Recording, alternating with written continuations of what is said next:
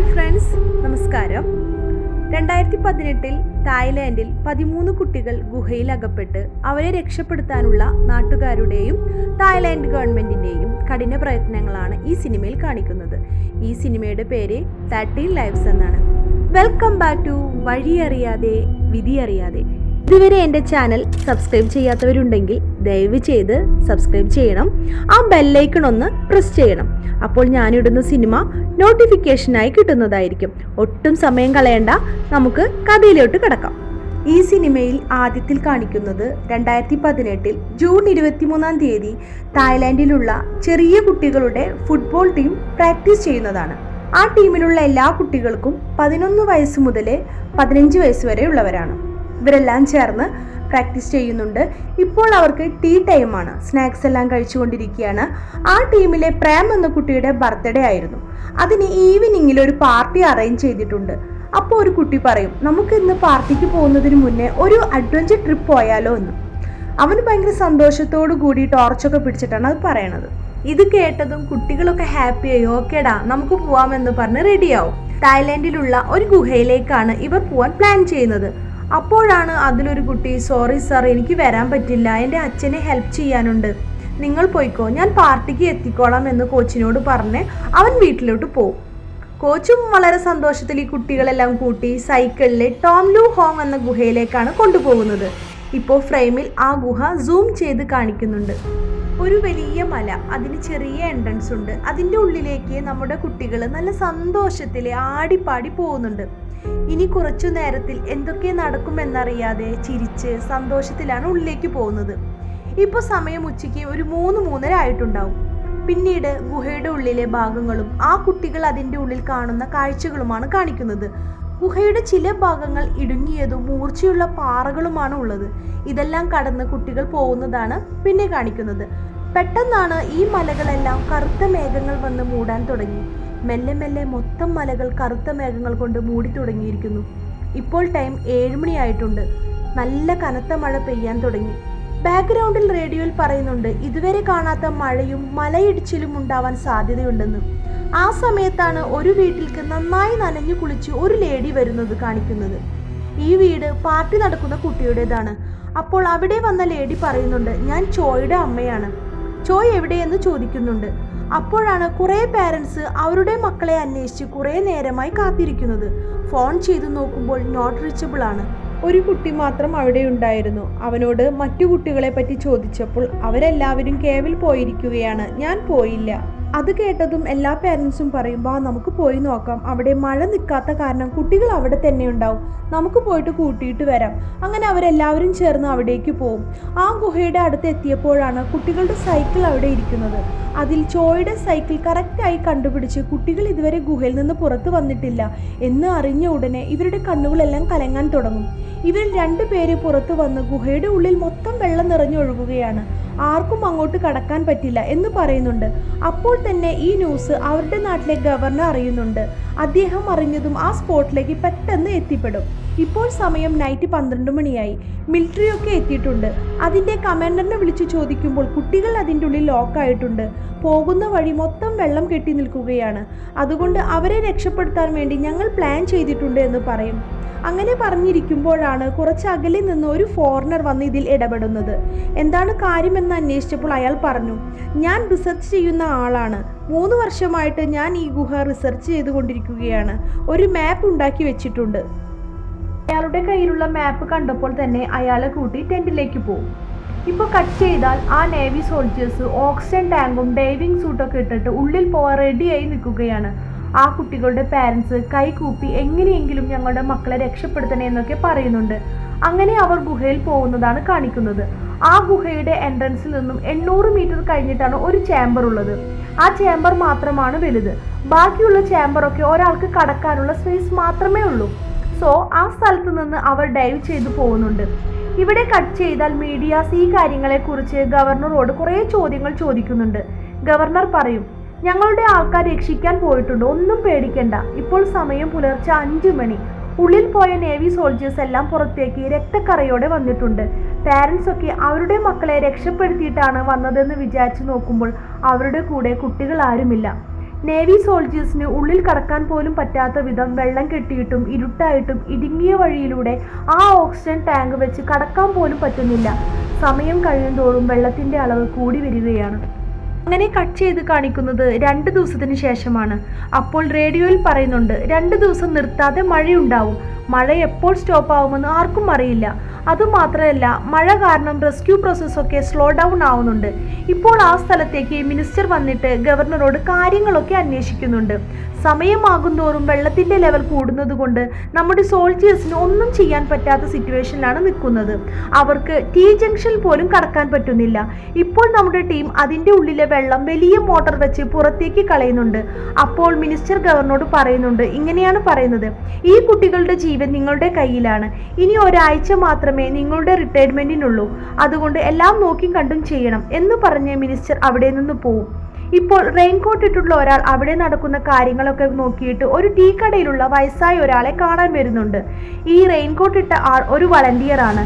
മീഡിയയിൽ ന്യൂസ് കേട്ട് പല സ്ഥലങ്ങളിലുള്ള വളണ്ടിയേഴ്സ് എല്ലാം സഹായത്തിനായി വന്നിട്ടുണ്ട്. അങ്ങനെ അവിടെ എത്തിയ ഒരാളാണ് ഇയാൾ ഒരു വാട്ടർ എഞ്ചിനീയർ ആണ്. കലയെക്കുറിച്ച് നന്നായി അറിയുന്ന ഒരാളാണ് ആ കടയിലെ ആ വയസ്സായ ആൾ.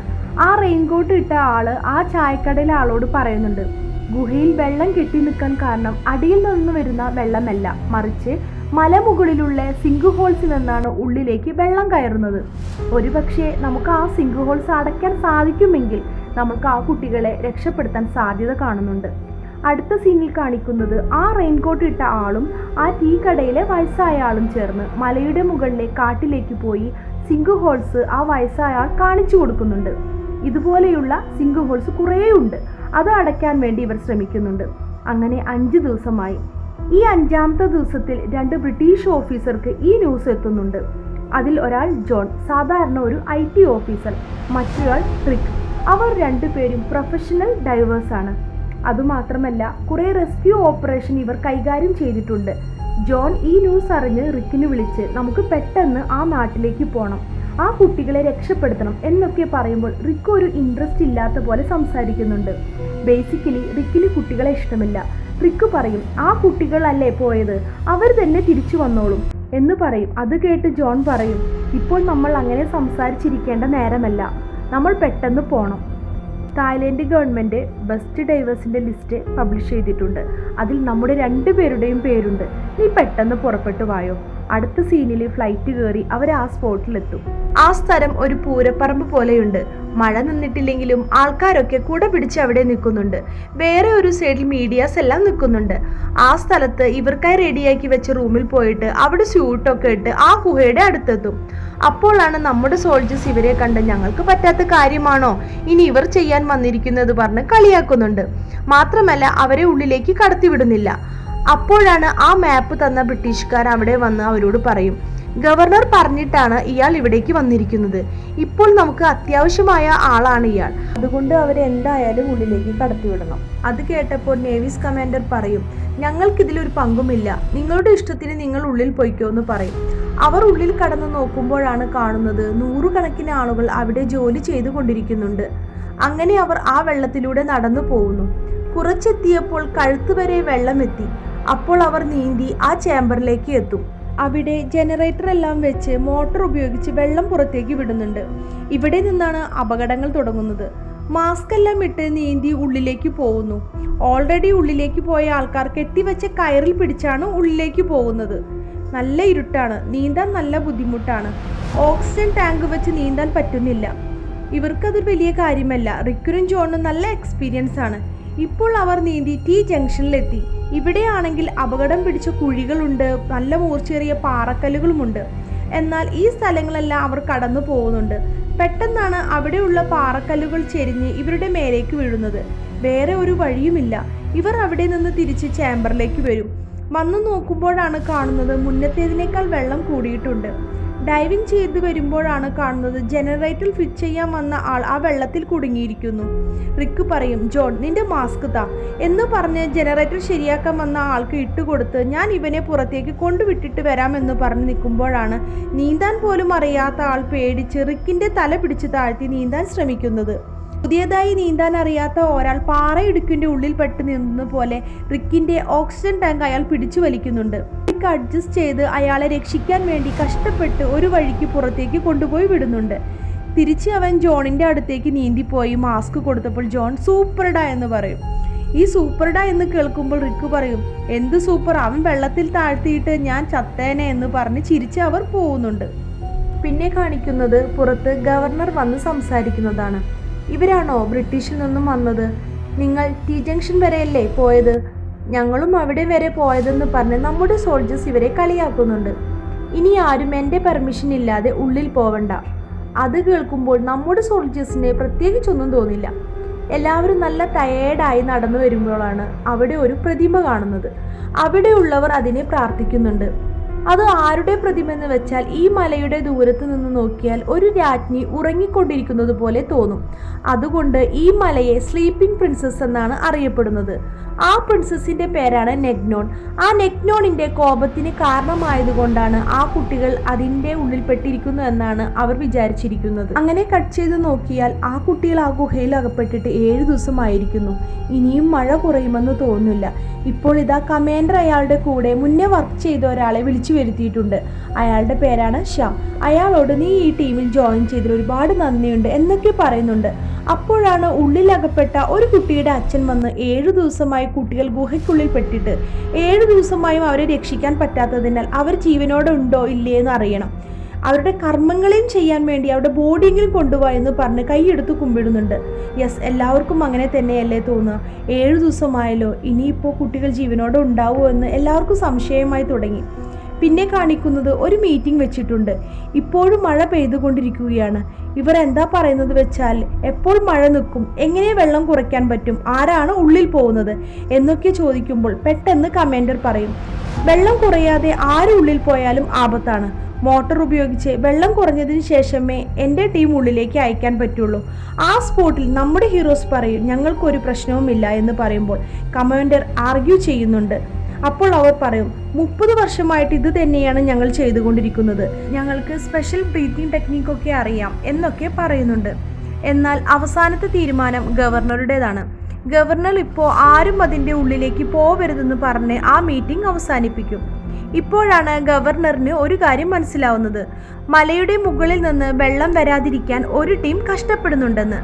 അങ്ങനെ ഗവർണർ പെട്ടെന്ന് അവിടേക്ക് പോയി നോക്കുമ്പോഴാണ് അവിടെ ഒരുപാട് വളണ്ടിയേഴ്സ് വന്ന് കഷ്ടപ്പെടുന്നത് കാണുന്നത്. അതിൽ കോളേജ് സ്റ്റുഡൻസും ഉണ്ട്. ഗവർണർ വന്ന് നിങ്ങൾ എന്തൊക്കെയാണ് ചെയ്യുന്നതെന്ന് ചോദിക്കുമ്പോൾ അവിടെയുള്ള ഓട്ടോയിലൂടെ പോകുന്ന വെള്ളമെല്ലാം തടഞ്ഞു നിർത്തിക്കൊണ്ടിരിക്കുകയാണ്. ഗവർണർ പറയും, നിങ്ങൾക്ക് എന്തെങ്കിലും ഹെൽപ്പ് എന്തെങ്കിലും ആവശ്യമുണ്ടോ, എന്തായാലും പറയാം എന്ന് കേൾക്കുമ്പോൾ അയാൾ പറയും, ഞങ്ങൾ മലയുടെ മുകളിലെ വെള്ളമെല്ലാം തടഞ്ഞു നിർത്തുന്നുണ്ട്. എന്നാൽ എന്ന് പറഞ്ഞ് പിന്നെ കാണിക്കുന്നത് ഗവർണർ ഒരു സ്ഥലത്ത് നിന്ന് സംസാരിക്കുന്നതാണ്. ഈ മലയ്ക്ക് അടിയിലുള്ള കൃഷിപ്പാടങ്ങളുടെ ഉടമസ്ഥരെ വിളിച്ച് സംസാരിച്ചു കൊണ്ടിരിക്കുകയാണ്. ആക്ച്വലി എന്താ പ്രശ്നമെന്ന് വെച്ചാൽ ഈ മലയുടെ മുകളിലെ വെള്ളം നമുക്ക് കുറച്ചൊക്കെ തടയാൻ പറ്റുന്നുണ്ട്. എന്നാൽ അത് ഒരു സ്ഥലത്തേക്ക് ഒഴുക്കി വിടണം. അതിന് പറ്റുന്ന സ്ഥലം വേണം. അങ്ങനെ ഒരു സ്ഥലമുള്ളത് അവിടെയുള്ള കൃഷിപ്പാടമാണ്. അവിടെയാണെങ്കിലോ പയറൊക്കെ ഉണ്ടായി നിൽക്കുന്നുണ്ട്. മാത്രമല്ല അവരുടെ ജീവിത മാർഗമാണ്. ഇതിലൂടെ വെള്ളം കടത്തിവിട്ടാൽ എല്ലാതും നശിക്കും. ഗവർണർ വന്ന് അവരോട് പെർമിഷൻ ചോദിച്ചിട്ട് നിൽക്കുമ്പോൾ അവർ പറയും, ആ കുട്ടികളുടെ ജീവനേക്കാൾ വലുതല്ല ഞങ്ങൾക്കിത് എന്ന് പറയുമ്പോൾ ഗവർണർ അവരുടെ മുന്നിൽ കൈകൂപ്പി അവിടെ നിന്ന് പോകും. പിന്നെ കാണിക്കുന്നത് ഒരു വലിയ പൈപ്പ് ഉപയോഗിച്ച് മലമുകളിലുള്ള വെള്ളമെല്ലാം ആ പൈപ്പിലൂടെ കൃഷിപ്പാടത്തേക്ക് ഒഴുക്കിവിടുന്നുണ്ട്. ഇപ്പോൾ 9 ദിവസമായി ആ കുട്ടികൾ അതിൻ്റെ ഉള്ളിൽ പെട്ടിട്ട്. മഴ ഒന്ന് നിന്നിട്ടുണ്ട്. ബട്ട് അവിടെ ഉള്ളവരെല്ലാം ഒരേ സംശയത്തിലാണ്. ഉള്ളിലുള്ള ആ കുട്ടികൾ ജീവനോടെ ഉണ്ടോ ഇല്ലേ, ഇതാണ് എല്ലാവരുടെയും മനസ്സിലുള്ളത്. ഇപ്പോൾ ഇതാ അവിടെ പൂജ ചെയ്യുന്ന ബുദ്ധവിഭാഗത്തിൽപ്പെട്ട കുറച്ചു ആളുകളെ കൊണ്ടുവന്ന് പൂജ നടത്തിക്കൊണ്ടിരിക്കുന്നുണ്ട്. അതിൽ ആ കുട്ടികളുടെ പാരൻസും ഡൈവേഴ്സ് എല്ലാവരുമുണ്ട്. ഇതിൽ ചോയുടെ അമ്മ എന്താ ചെയ്യുന്നത് നോക്കിയാൽ കയ്യിൽ കെട്ടുന്ന മണികൾ ആ ബുദ്ധ സന്യാസിയുടെ കയ്യിൽ കൊടുത്ത് മന്ത്രിച്ച് വാങ്ങി വെക്കുന്നുണ്ട്. അത്രയധികം വിശ്വാസത്തോടെ അവർക്ക് പറ്റുന്ന കാര്യങ്ങളൊക്കെ ചെയ്യുന്നുണ്ട്. ഇപ്പോൾ മഴയെല്ലാം നിന്നു. ഉള്ളിലേക്ക് പോവാലോ എന്ന് ഗവർണർ ചോദിക്കുമ്പോൾ മഴയൊക്കെ നിന്നു. ബട്ട് ഉള്ളിലുള്ള വെള്ളം അതുപോലെ തന്നെ നിൽക്കുന്നുണ്ട്. ആ വെള്ളം കുറയണമെങ്കിൽ ചുരുങ്ങിയത് 24 മണിക്കൂർ എന്തായാലും വേണം എന്ന് പറഞ്ഞ് നിൽക്കുമ്പോഴാണ് കറക്റ്റ് ടൈമിൽ നമ്മുടെ ജോണും റിക്കും ഉള്ളിലേക്ക് പോവാൻ വേണ്ടി റെഡിയായി നിൽക്കുന്നത്. ഇപ്പോൾ അവരെ പറഞ്ഞയക്കാം, അതിൻ്റെ ഉള്ളിൽ നിങ്ങൾ റെഡി ആയാൽ മതി എന്ന് നമ്മുടെ സോൾജേഴ്സിനോട് പറയും. അവർ പോയാൽ അറ്റ്ലീസ്റ്റ് വഴിയെങ്കിലും നമുക്ക് അറിയാൻ പറ്റുമെന്ന് പറഞ്ഞ് ജോണിനെയും റിക്കുവിനെയും ഉള്ളിലേക്ക് പോകാനുള്ള അനുമതി കൊടുക്കും. ഇത് പറഞ്ഞ ഉടനെ ഇതിനാണ് ഞങ്ങൾ കാത്തിരുന്നത് എന്ന് പറഞ്ഞ് അവർ പോവാൻ വേണ്ടി നിൽക്കുമ്പോൾ അവരുടെ മേൽ ക്യാമറ സെറ്റ് ചെയ്യുന്നുണ്ട്. പെട്ടെന്ന് കുട്ടികളെ കണ്ടെത്തിയാൽ റെക്കോർഡ് ചെയ്യാൻ വേണ്ടിയാണ്. പിന്നെ ആ സീൻ കട്ട് ചെയ്താൽ അവർ മുന്നേ വന്നപ്പോൾ ആ കയറ് കെട്ടിയ ആ ഭാഗമുണ്ടല്ലോ, ഇപ്പോൾ അവിടെ ഉള്ളിലേക്ക് അവർ വേറൊരു കയറ് വലിച്ചു കെട്ടിയിട്ടുണ്ട്. അവിടെ നല്ല അപകടമുള്ള ഭാഗമാണ്. മാത്രമല്ല നല്ല ഇടുങ്ങിയ വഴികളും. വെള്ളമില്ലെങ്കിൽ നല്ല ഈസിയായി കടക്കാം. ബട്ട് വെള്ളത്തിൻ്റെ ഫോഴ്സ് ഉള്ളത് കൊണ്ട് കറക്റ്റായി നീന്താൻ പറ്റുന്നില്ല. രണ്ട് പാറകളുടെ ഇടയിലൂടെ ഇവർ നീന്തുന്ന കാഴ്ച കണ്ടാൽ നമുക്ക് പോലും പേടിയാവും. ഇങ്ങനെ പല മണിക്കൂറോളം നീന്തിയതിന് ശേഷം അവർ വലിയ സ്പേസ് ഉള്ള ഒരു സ്ഥലത്തേക്ക് വന്നെത്തിയിട്ടുണ്ട്. ഇതാണ് പട്ടായ ബീച്ച് എന്നറിയപ്പെടുന്ന സ്ഥലം. ഇവിടെ ആ കുട്ടികൾ ഉണ്ടാവുമെന്ന് അവൻ ഗസ് ചെയ്യുന്നുണ്ട്. അവർ നോക്കുമ്പോൾ കുട്ടികളൊന്നും അവിടെ ഇല്ല. പിന്നെയും മുന്നിലേക്ക് നീങ്ങുന്നുണ്ട്. ശരിക്കും ഇപ്പോൾ അവർ നീന്തി വന്ന ദൂരം 6 മണിക്കൂറിന് മേലെയായിട്ടുണ്ട്. ഇതാ അവസാനം അവർ ഒരു സ്ഥലത്ത് നീന്തി എത്തിയിട്ടുണ്ട്. ഈ ഭാഗം കഴിഞ്ഞാൽ ഇനി വഴിയില്ല. ഈ ഭാഗം നല്ല ഇരുട്ടാണ്. ഇനി വഴിയില്ലേ എന്ന് പറഞ്ഞു നോക്കുമ്പോഴാണ് പെട്ടെന്ന് ഗൂസ് ബോംസ് ആവുന്നത് പോലെ ദൂരത്തു നിന്ന് ഒരു ടോർച്ച് വെളിച്ചം. അങ്ങനെ നോക്കുമ്പോൾ ഇതാ ഇത്ര നേരം നമ്മൾ ഓരോരുത്തരും കാത്തിരുന്ന ആ സമയം, ഇതാ ആ കുട്ടികൾ. സിനിമ കാണുമ്പോൾ തന്നെ നമുക്ക് ഗൂസ് ബോംസ് വരുന്നുണ്ട്. അപ്പോൾ ഈ സംഭവം നടക്കുന്ന സമയത്ത് 10 ദിവസം കഴിഞ്ഞ് കുട്ടികളെ കാണുന്ന അവർക്കുണ്ടാവുന്ന ആ സന്തോഷം. പെട്ടെന്ന് അവർ ക്യാമറ എടുത്ത് ഇവരെ കാണിക്കാൻ വേണ്ടി നോക്കുന്നുണ്ട്. പെട്ടെന്നാണ് റിക്കുവിൻ്റെ മുഖം മാറുന്നത്. അതിൻ്റെ കാരണം നമുക്ക് പിന്നെ പറയാം. ഈ കുട്ടികളെല്ലാവരും നിൽക്കാൻ നോക്കുന്നുണ്ട്. 13 പേരും ജീവനോടെ ഇരിക്കുന്നത് എങ്ങനെയെന്ന് ജോൺ അവരോട് ചോദിച്ചു. അവർക്ക് ഇംഗ്ലീഷ് സംസാരിക്കാൻ നന്നായിട്ട് അറിയില്ല. അതിലൊരു കുട്ടിക്ക് മാത്രമേ കുറേശ്ശെ സംസാരിക്കാൻ അറിയുള്ളൂ. ഞങ്ങളെ ഇവിടെ നിന്ന് കൊണ്ടുപോവാനാണോ വന്നതെന്ന് ചോദിക്കുമ്പോൾ ജോൺ പറയുന്നുണ്ട്, ഇല്ല, ഞങ്ങൾ തിരിച്ച് ഇപ്പോൾ പോവും. നാളെ ഞങ്ങൾ വരുമ്പോൾ കുറേ പേരെ കൂട്ടിയിട്ട് വരാം. നിങ്ങളെ ഞാൻ എന്തായാലും നാളെ കൊണ്ടുപോകും എന്നൊക്കെ പറയുമ്പോൾ റിക്ക്, ജോൺ ആവശ്യമില്ലാത്ത പ്രോമിസ് എല്ലാം ചെയ്യണ്ട. ബട്ട് ജോൺ കുട്ടികൾക്ക് ആത്മവിശ്വാസം കൊടുക്കുന്നത് പോലെയാണ് സംസാരിക്കുന്നത്. കുട്ടികൾ വയറ് കാണിച്ചിട്ട് വിശക്കുന്നു എന്ന് പറയുന്നുണ്ട്. ഒന്നും സങ്കടപ്പെടേണ്ട മക്കളെ, നാളെ ഫുഡ് വരും എന്ന് പറഞ്ഞിട്ട് എങ്ങനെയാണ് നിങ്ങൾ 10 ദിവസം അഡ്ജസ്റ്റ് ചെയ്തത് എന്ന് ചോദിക്കുന്നുണ്ട്. അപ്പോഴാണ് നമ്മുടെ കോച്ചിനെ കാണിക്കുന്നത്. 10 ദിവസം ശാന്തമായി ധ്യാനം ചെയ്യാൻ പരിശീലിപ്പിച്ചു. ഇത് ശരിക്കും നടന്നതാണ്. ധ്യാനത്തിൻ്റെ പവർ കണ്ടോ? നെക്സ്റ്റ് സീനിൽ തിരിച്ച് 6 മണിക്കൂർ നീന്തി അവർ എൻട്രൻസിൽ എത്തി. ക്യാമറ ഓൺ ചെയ്ത് കാണിക്കുമ്പോൾ നേവി ടീമിനെ പോലും അതിശയിക്കും. എല്ലാ കുട്ടികളും ജീവനോടെ ഉണ്ടെന്ന കാര്യം ഗവർണർക്കും ഈ ന്യൂസ് എത്തി. ആ കുട്ടികളുടെ പാരൻസ് 10 ദിവസം ഉറങ്ങാതെ ഭക്ഷണം കഴിക്കാതെ ഇതിനു വേണ്ടി കഷ്ടപ്പെട്ട എല്ലാവരുടെയും മുഖത്ത് നല്ല സന്തോഷമാണ്. എല്ലാവരും നല്ല ആഹ്ലാദത്തിലാണ്. ഇപ്പോഴാണ് നമ്മുടെ ജോണും റിക്കും സൂപ്പർ ഹീറോ പോസ്റ്റിലേക്ക് വരുന്നത്. മീഡിയാസ് എല്ലാം കൂടെ തന്നെയുണ്ട്. എന്നാൽ ഇപ്പോഴും റിക്കിന്റെ മുഖത്ത് വല്ലാണ്ട് ഒരു സന്തോഷമൊന്നും കാണുന്നില്ല. ഇപ്പോൾ രണ്ടുപേരും ഇതെല്ലാം കഴിഞ്ഞ് റൂമിലേക്കാണ് വന്നിരിക്കുന്നത്. മീഡിയാസ് എല്ലാം പുറത്ത് കൂട്ടമായി നിൽക്കുന്നത് കൊണ്ട് ഇവർ റൂമിൽ തന്നെയാണ് ഇരിക്കുന്നത്. റൂമിലേക്ക് തന്നെയാണ് ഗവർണർ പോന്നിരിക്കുന്നത്. ഗവർണർ ചോദിക്കുന്നുണ്ട്, ഇനി എന്താണ് അടുത്ത പ്ലാൻ? ഈ സമയത്താണ് റിക്കുവിന്റെ മുഖം കുട്ടികളെ കണ്ടിട്ടും ഒരു ജാതി പോലെ ഇരിക്കുന്നത് എന്ന് പറഞ്ഞതിന്റെ കാരണം വെളിപ്പെടുത്തുന്നത്. കുട്ടികൾ ഇപ്പോൾ ജീവനോടെ ഇരുന്നാലും അവർക്ക് ജീവനോടെ പുറത്തേക്ക് വരാൻ പറ്റില്ല എന്ന് പറഞ്ഞൊരു ഗുണ്ട് വിടുന്നുണ്ട്. അത് കേട്ടതും ഗവർണർക്ക് ആകെ ടെൻഷനായി. ഞങ്ങളുടെ ടീമിലും ആളുടെ ഉള്ളിലേക്ക് പോവാൻ. അയ്യോ സർ, ഞാൻ അതുകൊണ്ട് പറഞ്ഞതല്ല. കുട്ടികളുടെ ജീവനാണ് വലുത്. ശരിക്കും എന്താ പറയുന്നത് വെച്ചാൽ ഫസ്റ്റ് സീനിൽ റിക്ക് ഒരാളെ രക്ഷപ്പെടുത്തി കൊണ്ടുവന്നപ്പോൾ ഉണ്ടായ കഷ്ടങ്ങളാണ്. ഇത് അതിനും ചെറിയ കുട്ടികളാണ്. 6 മണിക്കൂർ നീന്തണം. അത് റിസ്ക് ആണ്. ആക്ച്വലി സത്യം ഇതാണ്. ഇതിന്റെ റിസ്ക് കൂടുതൽ അറിയുന്നത് ജോണിനും റിക്കിനുമാണ്. അവർ നല്ല എക്സ്പേർട്ടാണ്. പിന്നെ കാണിക്കുന്നത് അവിടെ കുട്ടികൾ കുഴപ്പമില്ലാതെ തന്നെ ഇരിക്കുന്നുണ്ട്. അതിന് കാരണം ആ നല്ല കോച്ചാണ്. അവരെ അവിടെ ഇരുത്തി മെഡിറ്റേഷൻ നടത്തി നന്നായി നോക്കുന്നുണ്ട്.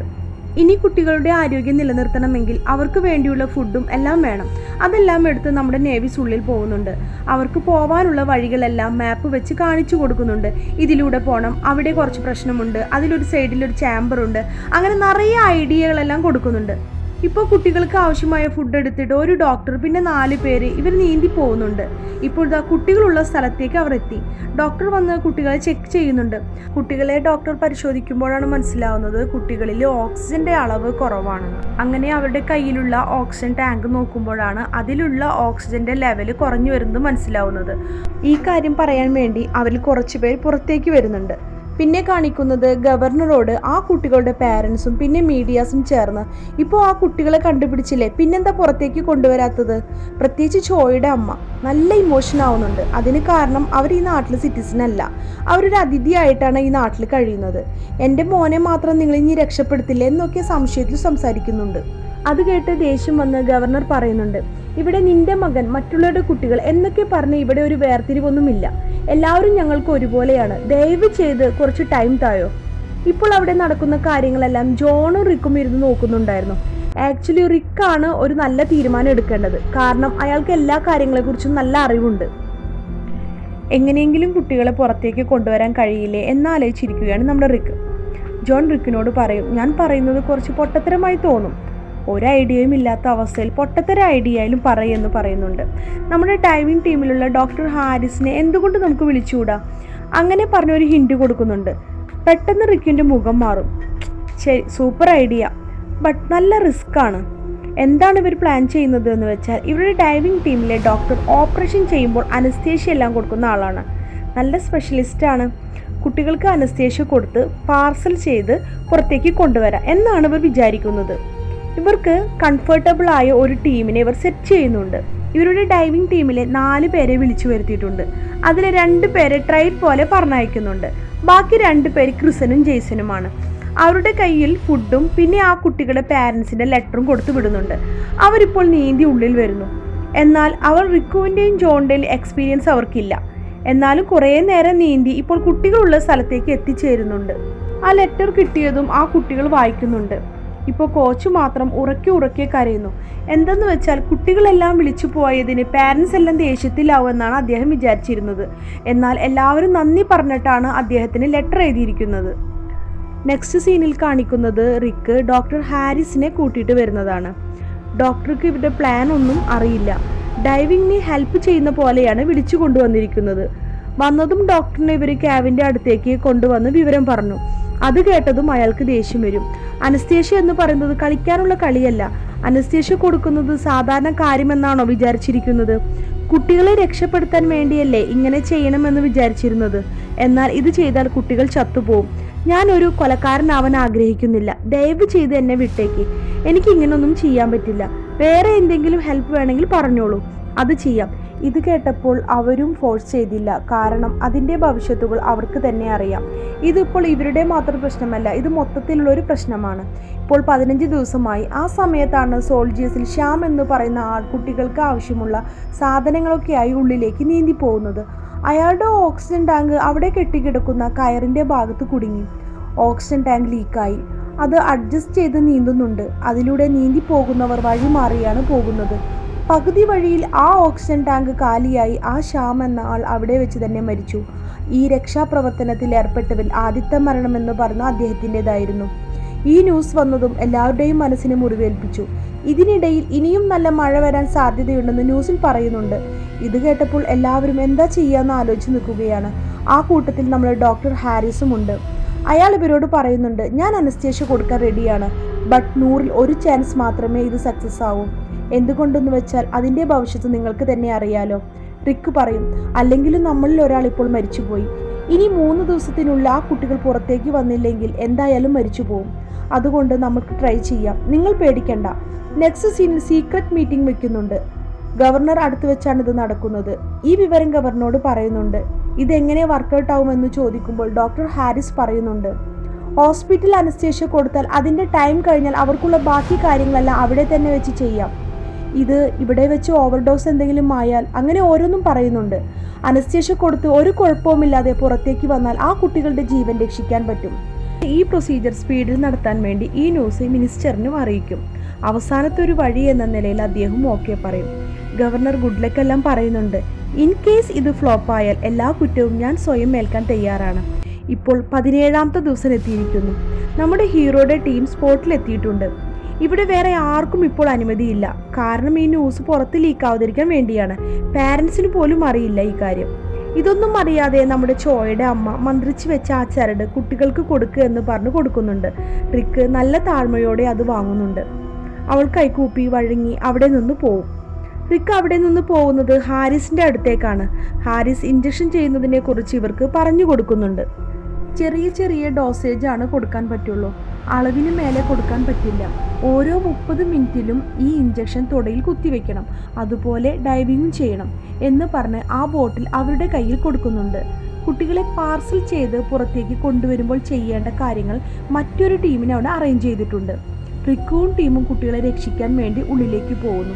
നെക്സ്റ്റ് സീനിൽ കാണിക്കുന്നത് കുട്ടികളുടെ പാരൻസും പിന്നെ ഗ്രാമത്തിലെ ആളുകളും ചേർന്ന് മഴ മാത്രം വരല്ലേ, ഞങ്ങളുടെ കുട്ടികളെ സുരക്ഷിതമായി പുറത്തേക്ക് വരണം എന്നൊക്കെ പറഞ്ഞ് പൂജ ചെയ്യുന്നുണ്ട്.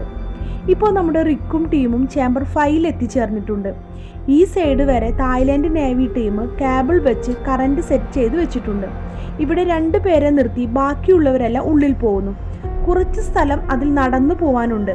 അതിനുശേഷം പിന്നെ വെള്ളം തന്നെയാണ്. ഇപ്പോൾ അവർക്കും കുട്ടികൾക്കും നടുവിലുള്ള ഒരു സ്പോട്ടിൽ വന്നു ചേർന്നിട്ടുണ്ട്. സ്ഥലത്ത് നിന്ന് ഇനി ചെയ്യാൻ പോകുന്ന കാര്യങ്ങളെ പറ്റി സംസാരിക്കുന്നുണ്ട്.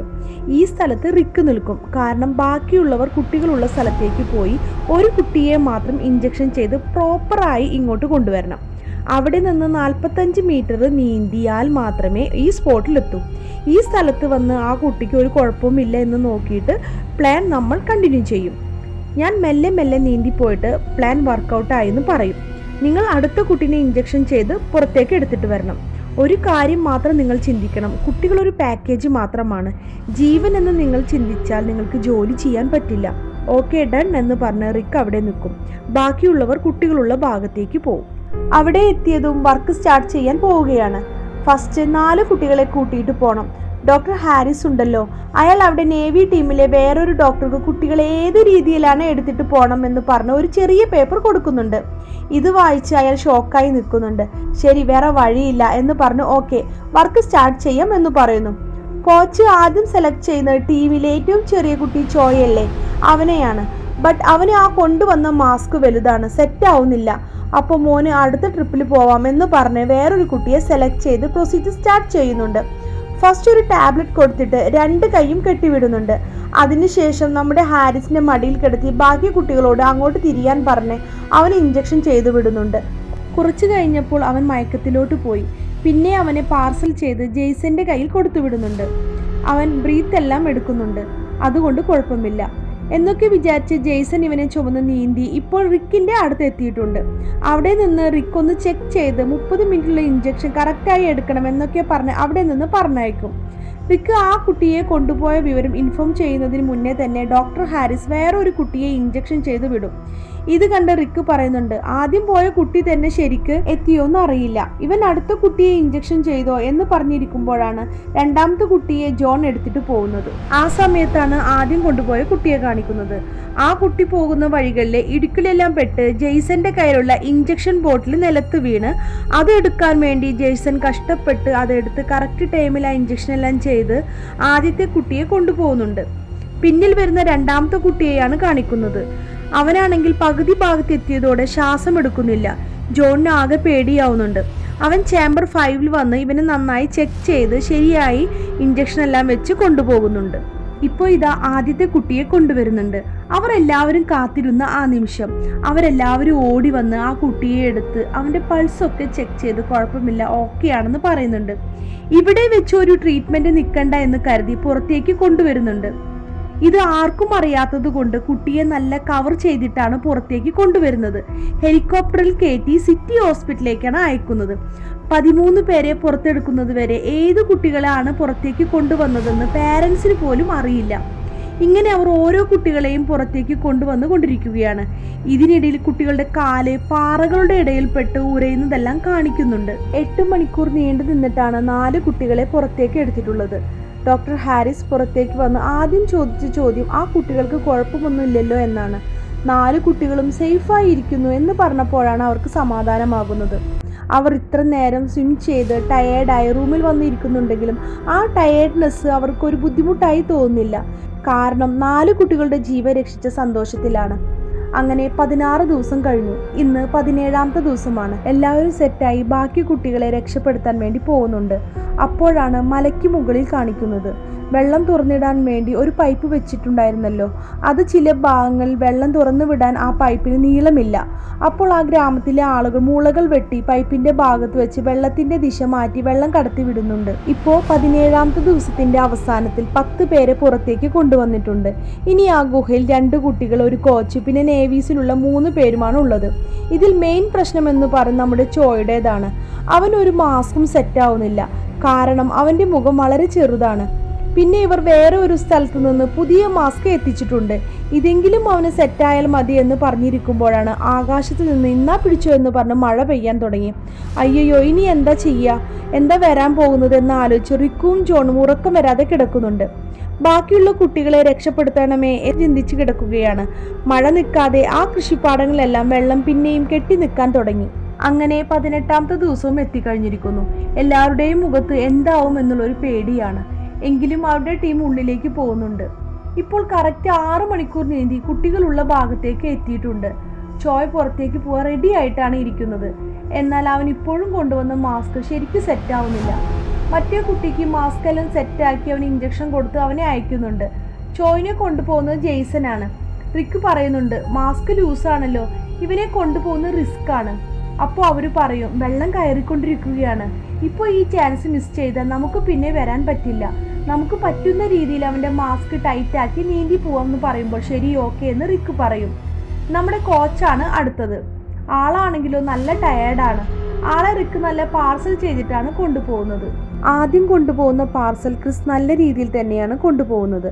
ബട്ട് അവൻ അവിടെ കെട്ടിവെച്ചിരിക്കുന്ന കയറുണ്ടല്ലോ, അതിൽ പിടിച്ചിട്ടാണ് വന്നിരുന്നത്. അതിൽ ആ കൊണ്ടുവന്ന പാർസൽ തട്ടി അവൻ്റെ മാസ്ക് വീഴാൻ പോകുന്നുണ്ട്. ക്രിസ് ആകെ പേടിക്കും. അപ്പോഴാണ് ജനറേറ്ററിന് വേണ്ടി ഒരു വയർ എടുത്ത് വന്നിട്ടുണ്ടാവും.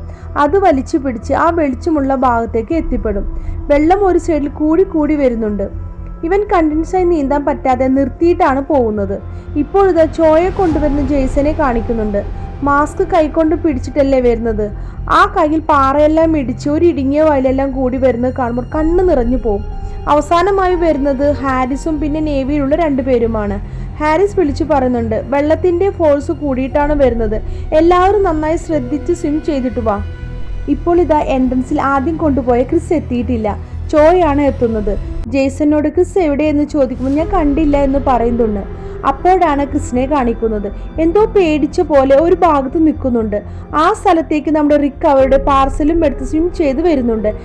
എന്ത് പറ്റി, നീ എന്താ ഇങ്ങനെ നിൽക്കുന്നത് എന്ന് ചോദിക്കുമ്പോൾ എനിക്ക് പേടിയാവുന്നു. ഇവന് കുഴപ്പമുള്ളതുപോലെ തോന്നുന്നു. അവനൊരു കുഴപ്പവുമില്ല, നന്നായി ശ്വാസം എടുക്കുന്നുണ്ട്. പിന്നിൽ ഡോക്ടർ ഹാരിസ് വരുന്നുണ്ട്. അയാളെ ഒന്ന് കാണിച്ച് ചെക്ക് ചെയ്തിട്ട് പെട്ടെന്ന് വാ എന്ന് പറഞ്ഞ് റിക്ക് അവൻ്റെ പാർസലും താങ്ങി നീന്തി പുറത്തേക്ക് പോകും. അപ്പോഴാണ് ക്രിസിൻ്റെ അടുത്തേക്ക് ഹാരിസ് വരുന്നത് കാണിക്കുന്നത്. ഇവൻ പേടിച്ചിരിക്കുന്നത് കണ്ട് എന്തു പറ്റി എന്ന് ചോദിച്ചിട്ട് എല്ലാം ചെക്ക് ചെയ്ത് നോക്കി, എല്ലാം കറക്റ്റ് ആയിട്ടാണ് ഉള്ളത്. ഞാനൊരു ഇഞ്ചക്ഷൻ മാത്രം ചെയ്യുന്നുണ്ട്, വേണമെങ്കിൽ ഞാൻ പാർസൽ കൊണ്ടുപോകാം എന്ന് പറയുന്നു. ക്രിസ് വേണ്ട, ഞാൻ തന്നെ കൊണ്ടുപോവാം, ഇവൻ്റെ ജീവൻ എനിക്ക് രക്ഷപ്പെടുത്തണം എന്നൊക്കെ പറയുന്നുണ്ട്. ശരി, നീ ആദ്യം പോ, ഞാൻ നിന്റെ പിന്നിൽ തന്നെയുണ്ട്. അങ്ങനെ അവരും എൻട്രൻസിൽ എത്തിച്ചേർന്നു. എല്ലാ കുട്ടികളും സേഫായി കൊണ്ടുവന്നു എന്നൊരു സന്തോഷത്തിലാണ്. എന്നാൽ ഇതാ തായ്ലൻഡ് കമാൻഡറുടെ മുഖത്ത് മാത്രം സങ്കടം. എന്തെന്ന് വെച്ചാൽ അവരുടെ ആളുകൾ 3 പേര് ഉള്ളിലുണ്ടായിരുന്നു. അവർ ഇതുവരെ എത്തിയിട്ടില്ല. അപ്പോൾ നമ്മുടെ റിക്ക് ശരി ഞാൻ പോയിട്ട് നോക്കിയിട്ട് വരാമെന്ന് പറഞ്ഞ് ഉള്ളിലേക്ക് പോയി നോക്കുമ്പോൾ എന്തൊക്കെയോ പൊട്ടിത്തെറിക്കുന്ന സൗണ്ടൊക്കെ കേൾക്കുന്നുണ്ട്.